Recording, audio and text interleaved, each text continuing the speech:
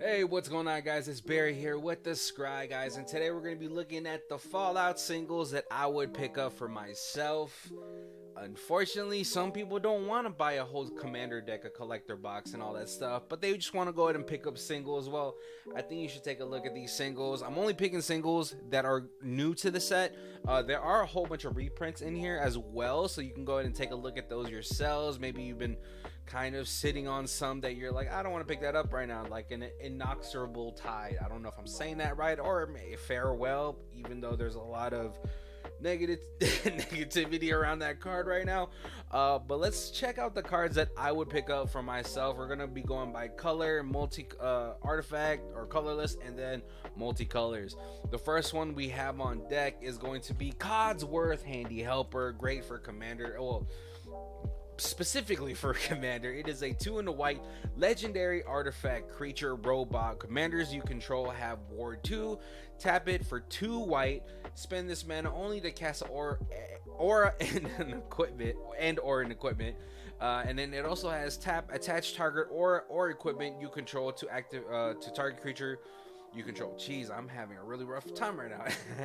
Activate only as a sorcery. So I think it's doing a lot. There's a couple of cards out there that do similar things, and this is just all of those cards rolled up into the one. I know there's like a Squire, the artifact creature that you can tap to go ahead and equip an equipment to a creature. There's also Pure Steel Paladin that gives you the 0 cost to equip to creatures if you have the Metalcraft. But this also taps for a mana. It's a mana dork for auras and or equipments, so it's going to be great in those decks that are going to go, like, maybe they're going full Voltron, or maybe they're going auras. There's a ton of archetypes for those two things. Like, I mean, obviously there's SRAM is the number one that comes to mind, but there's also Sithis that comes to mind as well. So this can kind of slot into a bunch of like artifact heavy decks, enchantment aura heavy decks, and the fact that it also just could possibly just, you want it just for the ward 2 for your commander creatures if you're playing partners, or you're just playing regular, that's fine. And just the ability to have a free equip onto a creature is also great too. But also the fact that it taps to move auras around is also pretty important as well, because usually once you stick an aura onto a creature, it's stuck to that creature. But with Codsworth Handy Helper, you're going to be able to sort of do you could do a little aura dance the way that you would do with Lightning Greaves and Swiftfoot Boots and any other equipment. You could do it with this. Put it to more devastating creatures like an Umbra Mantle, or not an Umbra Mantle, a Bear Mantle. Am I saying that right? I feel like I'm saying that wrong. I think that card is wrong. But you know what I'm talking about. Bear Umbra. Boom! Got it. The fact that you can go ahead and move those auras around to your creatures can be pretty important at certain aspects of the game. But yeah, definitely worth a pickup. I believe it's sitting around $6 right now. That's the only price I know for the rest of this, so don't expect it. Next, we have Idolize, which is going to be a 1 and a white. We're continuing on the aura train, following Codsworth, but this has enchant creature. Enchanted creature has, whenever this creature attacks alone, it gets +1/+1 until end of turn, where X is the number of non-land permanents you control. Pretty sweet card. I feel like it kind of reminds me of the Black Blade Reforge, but this one's counting all non-land permanents that you have. And if you're putting this on I believe it's Bruna, can get out of hand, especially if you have like Bruna Mill and then cast Bruna. I'm talking about the Azorius one that brings all auras from the graveyard into the battlefield. Auras and equipments, I'm not too sure. But this can kind of go into sort of those type of strategies, or maybe you want to put this just on a big trample creature just to finally push through.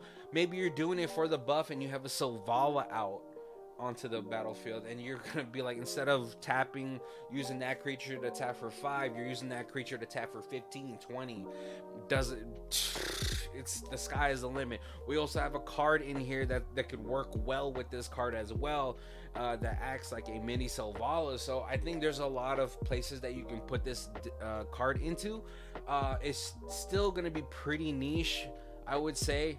But if you're leaning into those strategies already, I definitely think this is one that you want to possibly slot into your deck. And I can't imagine it being too expensive. Probably sitting at around $5, but I could probably be wrong, most likely wrong.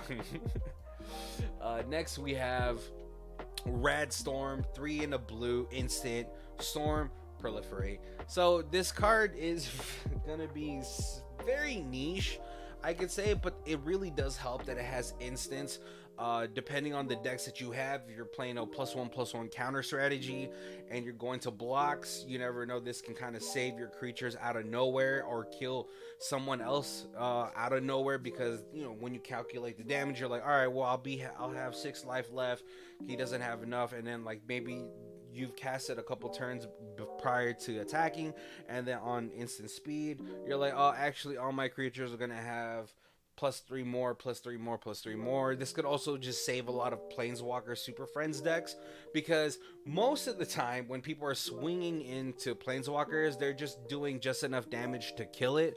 And so if they had gone and stormed off earlier in their turn, they go into combat, you cast this, you're able to save those Planeswalkers, possibly ulting them the time it gets back to your turn if you've blocked for them. It's just a lot of aspects in there, but it is still pretty niche, and it's sitting at 4 mana. It's could be kind of rough to justify slotting that into your deck. So this is definitely going to specific decks only that can kind of take advantage of the instant speed, the storm, and the proliferate, because it doesn't do anything besides that. I mean, 4 mana proliferate once is solid too as well, but if you're putting this card in your deck, you're trying to get the most possible out of it, possibly casting a bunch of cantrips or something like that to go into this.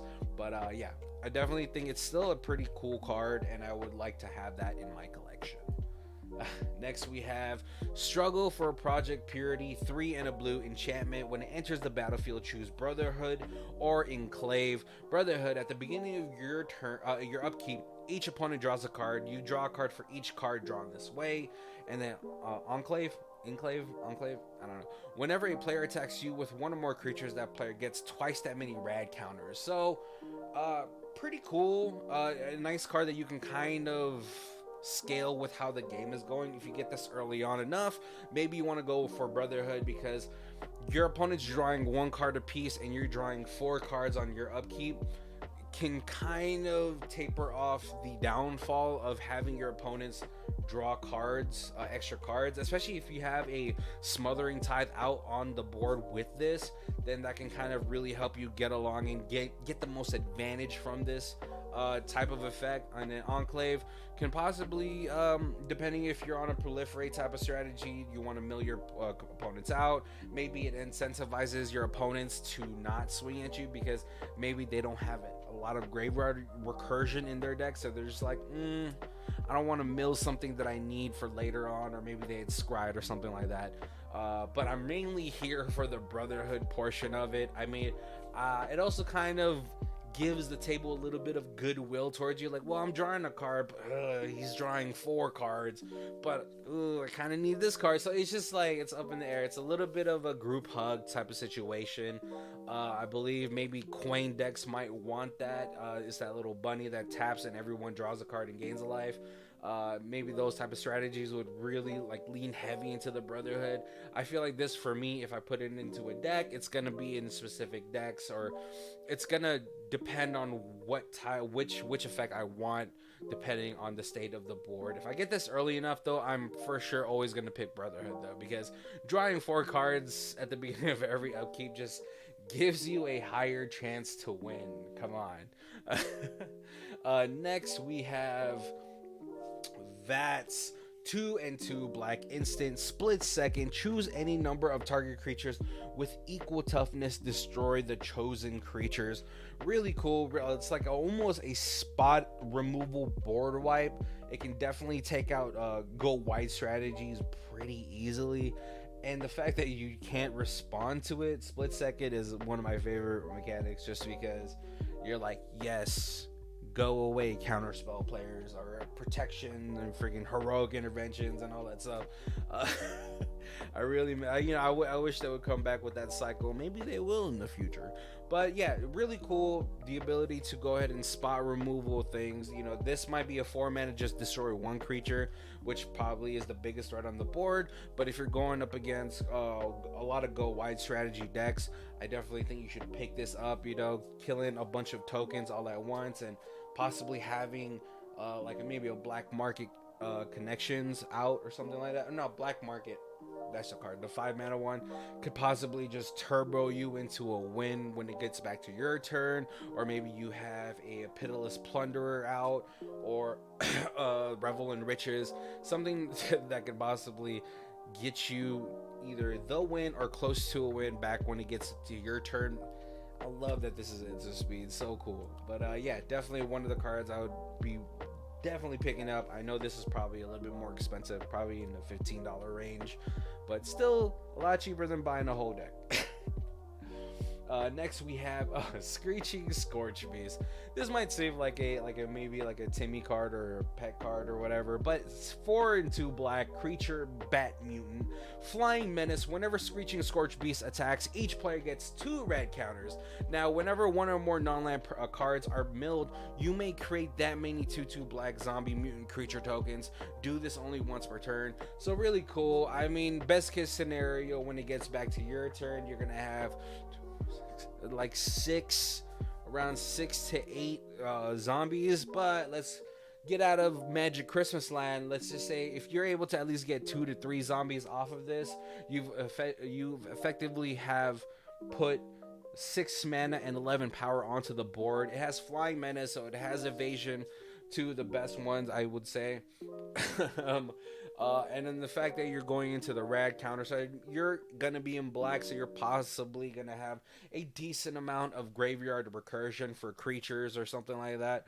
But yeah, it's just a really fun card, I think, as well, because it gives it to everybody, so it's also you.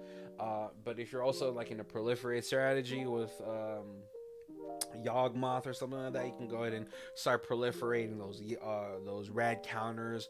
If you're in black and blue, maybe you have Radstorm. But also it's just really cool because you do get a zombie token for each non-land card put into the graveyard, which I think is really cool. That many, yeah. I just want to make sure it's a new card, so I'm trying to make sure. And it's cool that they only do this only once per turn, just so you don't get players that are playing grindstone, painter servant type of combos or anything like that. But yeah, really cool card. I think it's fun. I mean, it's 6 mana. It's not going to win you the game. It's not going to be, at least I don't think it's going to be in any sort of CEDH scene. But a really fun casual card, and can get out of hand pretty fast, especially with the token production. Next we have Rose Cutthroat Raider. This is probably one of my favorite cards out of the whole set. 2 and 2 red, legendary artifact creature robot. First strike, it has the raid ability. At the end of combat on your turn, if you attack this turn, create a junk token for each opponent you attack. And then it has, whenever you sacrifice a junk token, add a red.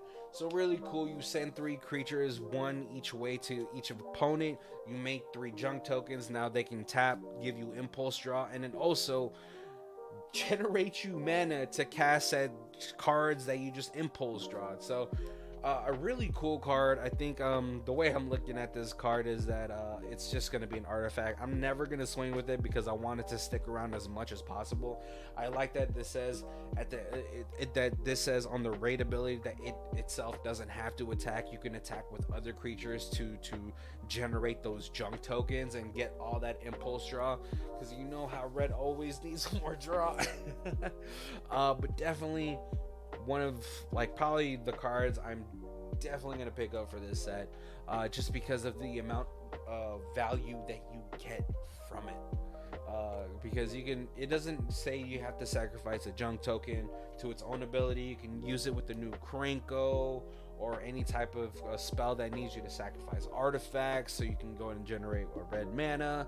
But mainly you're going to be using this for the impulse draw. But just because sacrificing the junk token, even though it's at sorcerer speed, does give you the ability to just gain more access to more cards, and that's what red always needs. So next we have Wild Wasteland, 2 in the red enchantment. Skip your draw step, but at the beginning of your upkeep, exile the top 2 cards of your library. You may play those cards this turn. I think this is a really sweet card. It also gets around cards like Smothering Tithe or Notion Thief. It gets around those because at least this way you can go ahead and exile some cards off the top, play them. You could also pair these with cards that what's it called, like Prosper, things that have you benefit from casting cards from exile.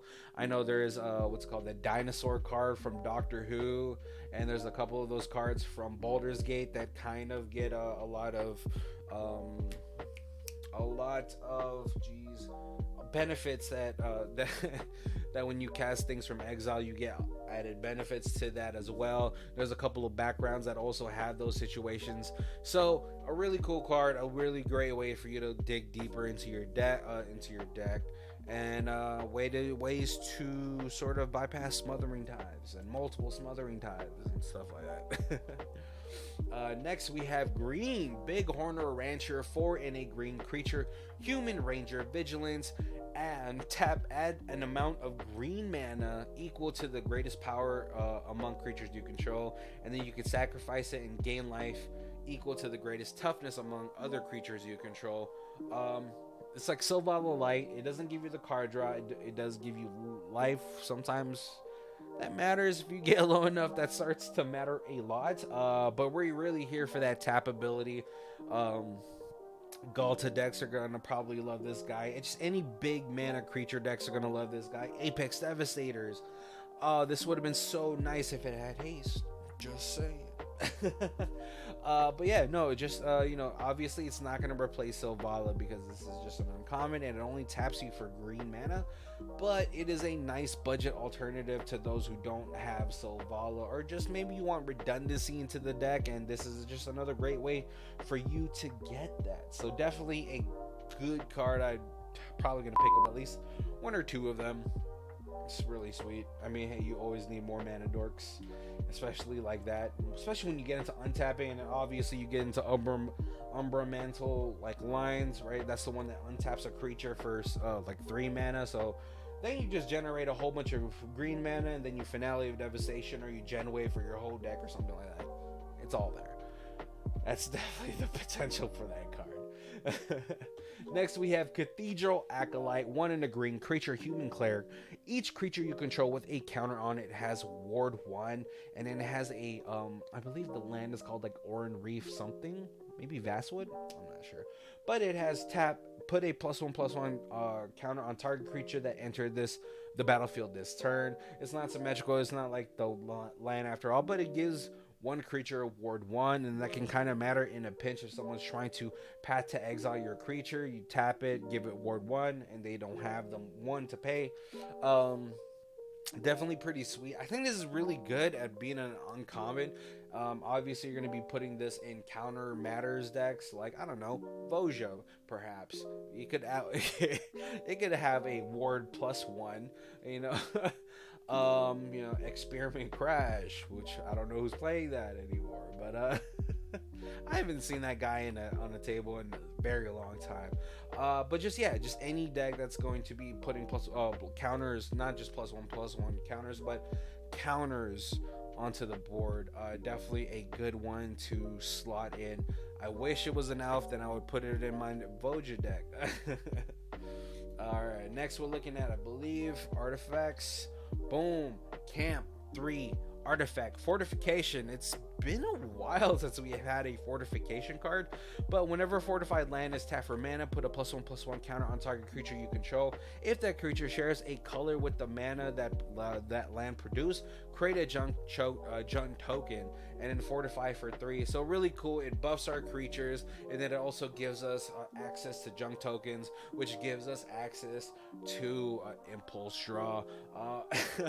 It's doing a lot. I mean, people still play Bonder's Enclave and War Room to draw cards, and so at least this is this is kind of doing the same thing. And then if you get into an effect where you're just untapping your lands multiple times a turn, or infinitely make one creature huge and then impulse your entire deck, and you should be winning. You should be winning. That's where my mind went for this one. So yeah.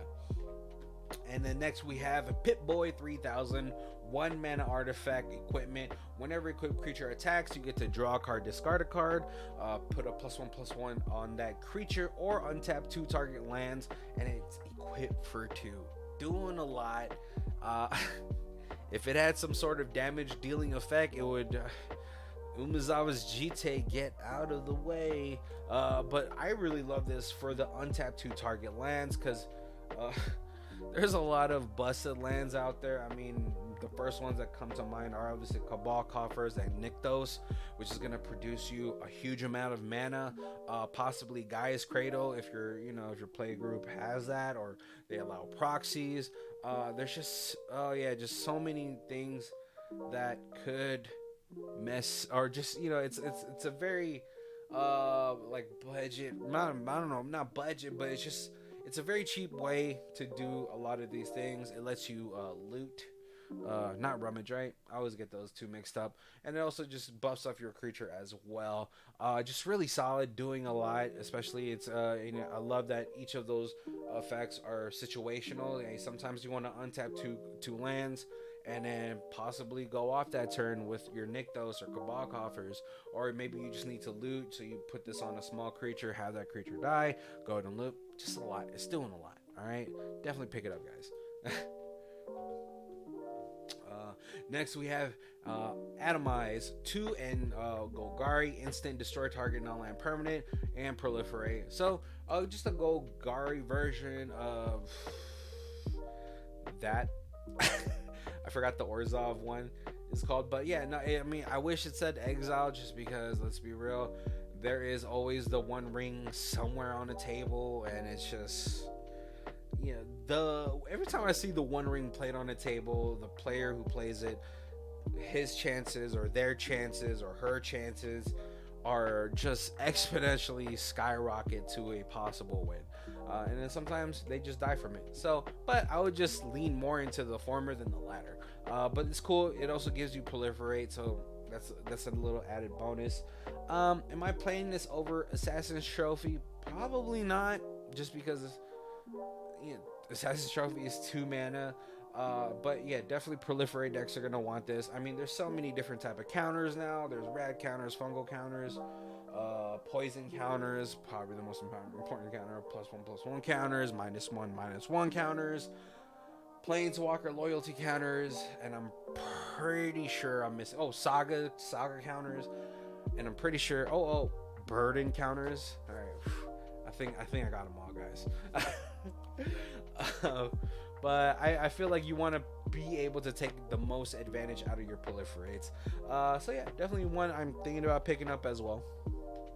Next we have Contaminated Drink X, blue, black, instant, draw X cards, then you get half X rad counters rounded up. So really cool, just a Dimir version of Pull from Tomorrow. You do get those rad counters that might probably work in your favor, especially if you're playing Dimir, graveyard decks, zombie decks, and all that stuff. And then just it being an instant speed, drawing X cards. You just got to be careful how much that X is, because you don't want to draw half your deck and then mill the last another half, and now you only have a quarter of your deck left. So but yeah, solid, and it's an uncommon. Can't see this being more than $1 or $2, or I could be wrong. And the last card I believe we're going to be talking about is Mutational Advantage, because Simic gets everything good in this game. 1 green, blue, instant, permanents you control the counters on them gain hexproof and indestructible. Ridiculous. Until end of turn, prevent all damage that would be dealt to those permanents this turn. Proliferate. So I believe Hawkball Surging Soul just got a new toy. It's just doing everything that you want to protect all your stuff. If this said all your stuff is, and then after that all your creatures phase out, it'd be like, oh well, Simic gets all the great stuff. better believe I'm picking up at least one or two of this. I mean, it's not for every deck, but for any deck that has counters on them, it's going to be possibly an easy slot in. I don't know. I wouldn't say it's as easy as slot in as Heroic Intervention is, or anything like that. But I mean, it's protecting all permanents, not just creatures or anything like that. So definitely worth a look if you're in the market to just buying singles. And I think that's gonna be the last thing. Yep, that is the last slide for you guys. Thank you guys for joining us. Make sure to like, comment, subscribe. Let us know what you guys want to watch more, or like what you guys want to watch us do more, and we'll definitely take that into you know what I mean. I'm super blanking on words right now. Consideration. But thank you guys for joining us. Appreciate it. Have a good day.